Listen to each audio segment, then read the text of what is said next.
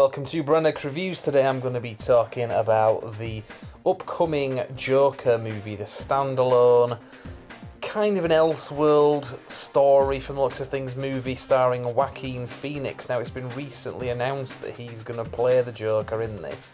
It's been strongly rumoured for some time, and he has actually come out and made some comments on top of the studio announcing him as playing the Joker character in this. So it's quite interesting reading anyway. I'm not really going to get into the specifics of that because it can be found elsewhere. And this was announced a few days ago, so it's not exactly news at this point. But I've been asked to kind of weigh in on this and say what I think about it. So basically the concept, from what I understand, is that this is a standalone movie, that this isn't connected to anything that's gone before in terms of the movies, so not connected to the DC cinematic universe. This isn't the same Joker that you saw in Suicide Squad being recast. This is its own movie.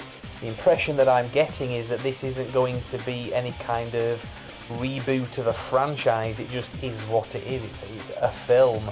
I don't know if there's any intention of doing any kind of sequels or anything beyond this, but it'll be interesting to see if they do. I suppose obviously that depends on the success of the movie, but from what Joaquin Phoenix has been saying, this is something that he wanted to do as a kind of character-driven piece that focuses on the Joker himself rather than just kind of it being a usual superhero movie. He's been quite clear on this, that he's been wanting for a number of years to do such a film, and that the Joker was one that he wanted to do years ago. Now, I do know, and I was speaking about this years ago at the time, that Joaquin Phoenix was rumoured to have been up for the role of Doctor Strange, ultimately cast, played by Benedict Cumberbatch in the Marvel Cinematic Universe. And from what I understand, the reason why he didn't do this, or the main reason he didn't want to do this, was because he didn't want to come back and keep doing sequel after sequel.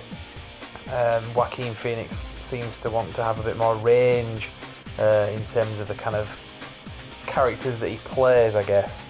So that wasn't for him. So given that, it does make you wonder what's in store for the future of this Joker that they're going to be presenting to us. Now, this film does come out late next year from what I understand. I don't think there's an exact date that's been put down, but we'll definitely see anyway. The film is being directed by Todd Phillips, which is quite interesting because he is probably best known for doing the Hangover trilogy and also my favourite comedy, which is Due Date. I absolutely love that film, but it does make you wonder how that's going to translate into this film. His kind of directing strengths are going to come into a Joker movie. It does make you kind of wonder, because obviously he's great at comedy, but from what I understand, this is going to be quite a dark story that they're going to be telling, and it's going to be kind of a bit chilling as well. That's something else that I kind of read from what Joaquin Phoenix has been saying.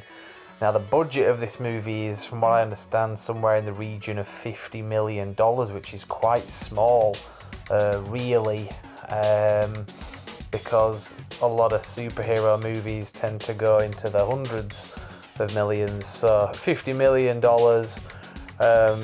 could actually be, well, it could actually give us an interesting low-budget, character-driven movie rather than lots of crashy smashy that we see in other superhero movies. Don't get me wrong, a lot of the time those movies are great, but then again, a lot of the time they're not. Take a look at the DC Cinematic Universe, for example. Lots of explosions and things, and what has it given us?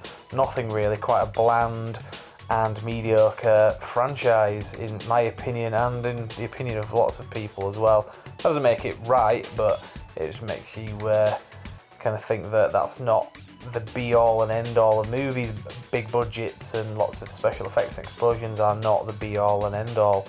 So the fact that this has got a $50 million budget to me makes me think that that could really be a saving grace. But anyway, I'm kind of really hypothesizing here with not much to go on, unfortunately. So interesting story anyway that's come out in the last few days, so you might want to look a bit further into this because there's quite a lot more that's been written about this. And like I say, Joaquin Phoenix himself has been talking about this, so he's said some quite interesting things. So definitely go check that out if you want to know more. But I'm cautiously optimistic anyway. This is the only upcoming DC franchise movie of any kind that I'm looking forward to.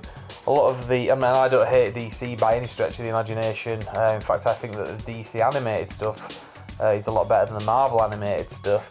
It's just unfortunate that their live action franchises haven't been as great in recent years.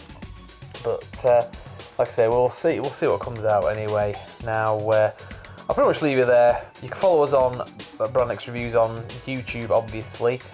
Check us out on Facebook and also Instagram. The Facebook page will be updated fairly regularly as this thing develops. For now, I'll just leave it there and say thank you very much for watching.